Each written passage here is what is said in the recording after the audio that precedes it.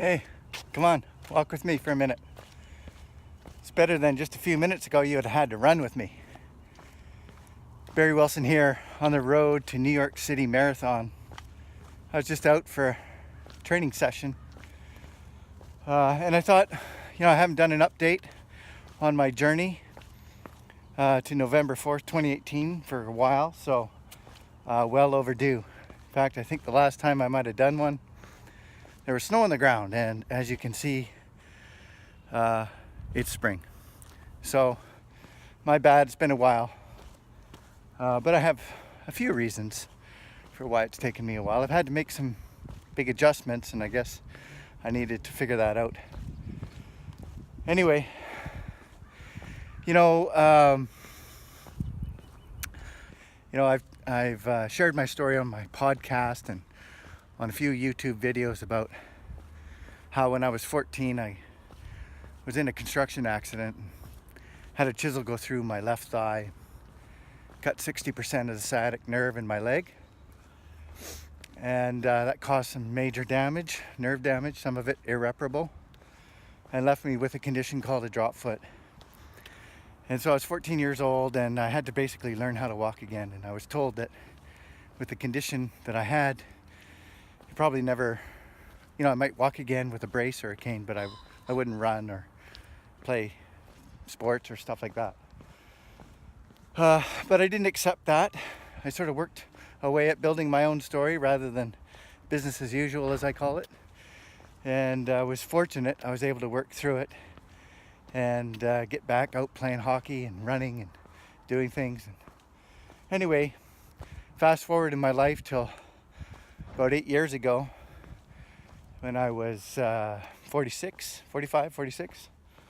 and my dad ran a half marathon, it was his first, and I was really inspired by that, and I thought, that's really cool. I think I should try for that. I was smart enough to know that I couldn't just go out and run a half marathon. It's a long way, 21 kilometers, 13 miles.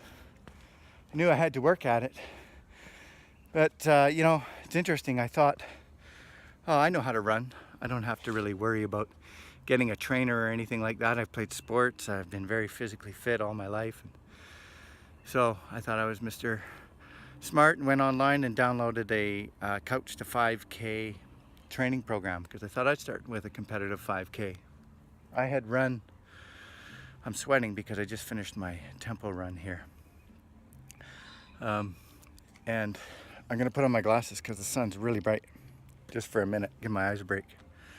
So anyways, I thought I'd start with a 5K run, and I asked some questions on the internet about, I did some searches to see what would be a good time, and all the searches came back at around 30 minutes is a decent time. So I set that as my goal for 5 kilometers and went out and started training, and I did the program, but I really didn't understand, some of the finer points of training for a speed run and what that can do to your body. Anyways, I got signed up for a BMO 5K and the Okanagan Marathon event in Kelowna, British Columbia, Canada. Trained for that, went down there with my goal of beating 30 minutes, came in at about 29 minutes and 14 seconds under severe duress. There's a picture of me coming across the finish line and it's hurting. But I made my goal. And so I thought that was successful. Came home, went to bed. Next day, got up, couldn't move. I could barely even walk. And it turned out that I had run so hard, especially, and I have to run a little bit different than most people because I have this drop foot, so I have to sort of compensate for my left foot. And so I have a little bit of a different running style, and that running style, working so hard, threw out my hips right out of alignment. They were all tilted. And so I couldn't do anything for 6 weeks. I could barely even walk. I got put back together with the help of a chiropractor and sort of started rehabilitating and got myself back on track. And I thought, well, if I'm going to do this kind of running stuff, I guess I need to learn how to do it, and I need a coach. I need to work with somebody who's done it before. It's not like I need somebody holding my hand the whole way, but I sure would benefit if I had some good coaching. So I signed up for an online program through the Running Room, and met a couple of my really good friends.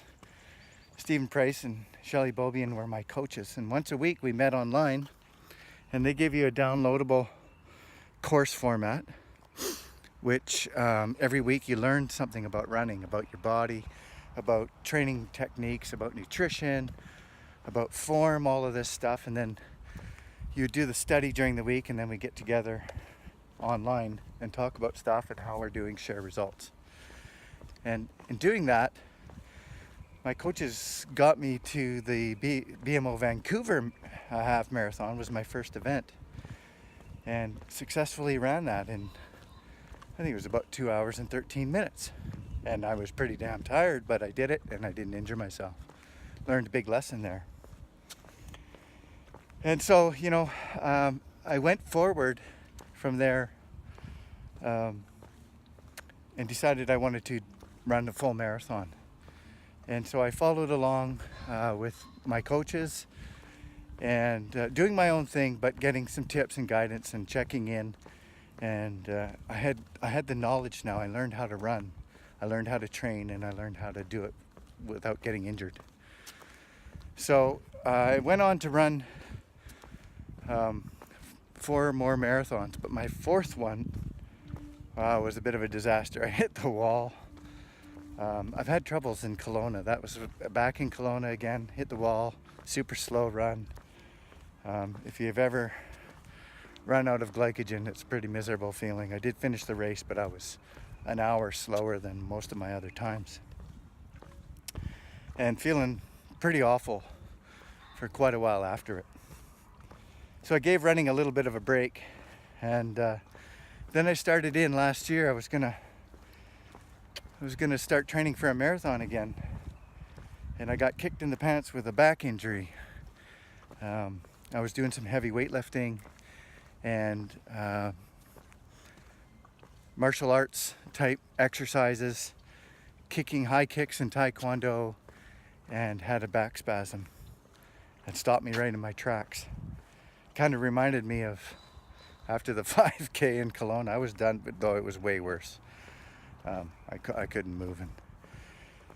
And so again, a chiropractor helped me out on that. Actually, full kudos to my chiropractor here in Salmon Arm, Dr. Daphne Brown. She's been phenomenal in helping me. And if you're in this area and you need that kind of help, she's fantastic. Anyway, so she started me on physio last year and working me back up. I mean, it was pretty intense. I've gone through over a year so far. The first 6 months, I was just happy to get walking and not be in total pain. Like, it was about 3 months of major pain, and we started to work out of that. And then, of course, I started wanting to run again. And so I tried, and I could get about 1.5 kilometers, and then I'd get this shooting pain into the back of my thighs and my upper butt and a few other places. And basically I wasn't ready to start again. I had to lay off it. But I wasn't giving up. And so now I signed up, and along with my wife, and we're gonna run the New York City Marathon this fall. I'm back out running. It took me probably 6 months to get back on my feet to the point where I could go out and run 2 or 3 kilometers and not be suffering. But what I've found out is that I have this condition called stenosis, which everybody gets when they get old. For whatever reason, I'm getting blessed, and I get mine a little bit earlier. And it's when you get older, the space inside your spinal column gets a little bit more narrower, and mine's advancing a little bit more, or a little bit faster than other people's. So the upshot of that is that I shouldn't stop doing physical fitness and everything else. That's not going to help this condition. But I always do have a higher risk of having, say, a back spasm again, just because of that condition. So I need to take a little bit of extra care. And this is again where some coaching comes in. Dr. Brown is a triathlete. She's competed in Ironman events. She's qualified for the Boston Marathon. She knows sports fitness very well, and she gave me this really good tip that, triathletes often undertrain for the marathon because there's only so much the body can take. When you're training for an Ironman, you can't train like you would just for a marathon. So when I was doing my last 4 marathons, I would beast it out and run about 600 kilometers in training over about 4.5 months, doing hill repeats and hard runs and tempos and running 5 to 6 days a week. And now with my back condition, if I do that, then the chances are I'm not going to make it. I'm going to power out, something's going to happen, I'm going to get injured and not get to go to New York. So it's not business as usual.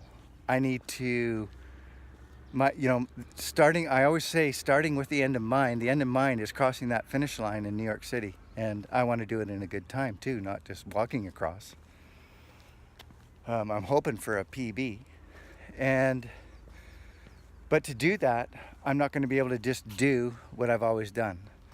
And so some of the advice that she's given me is that the biggest thing is not really not having enough strength in your legs. You'll probably have enough strength in your legs if you don't run as much for the marathon. Where you'll suffer is not having the cardio component. You won't have the lung capacity. So she's encouraged me, and I'm doing it. I'm going to the pool now. I'm going 3 days a week, swimming 2 kilometers a session. So I'm at 6K a week in the pool.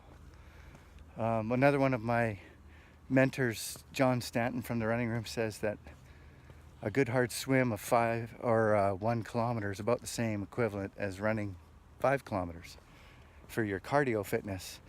And it's actually good because, running doesn't always give you a great upper body workout.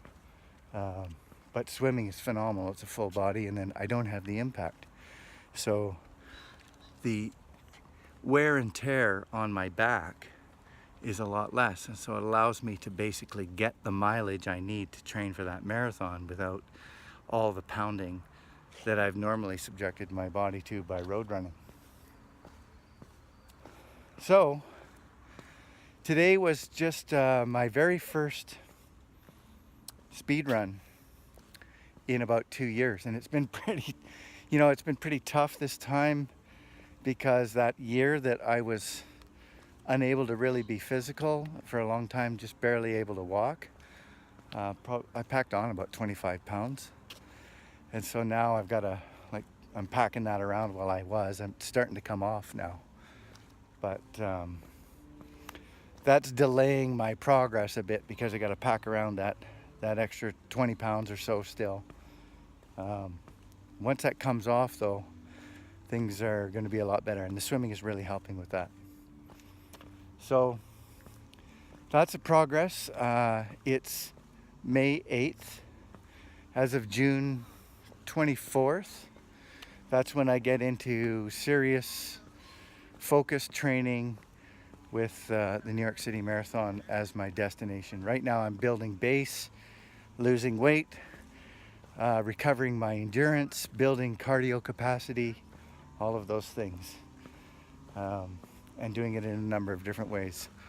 So I'm also going to start getting on the bike. So sometimes we just need to adapt, because what we've always done isn't necessarily going to keep on working for us. And I'm a systems ecologist, and I see that all around us right now, like in climate change as a perfect example.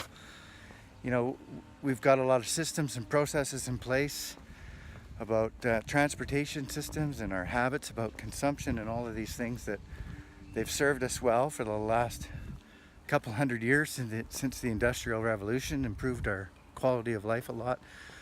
But we're not going to be able to just keep doing what we've done. The earth isn't going to be able to keep up with it. Just like my back isn't going to be able to take just relentless pounding of road running. So I have to find other ways. I got to go cycling and got to go swim the pool. Same thing for our sustainability for future generations. We need to find other ways. We need to be able to adjust. Doesn't mean we have to stop. Doesn't mean we don't get to do all the things we like to do. But we have to be creative and find other ways to work in the system. Otherwise, it'll just break down. So that's my long-awaited update. It's been a while since I posted. I'll try to be a little bit more regular in the future. I hope you're having a great day.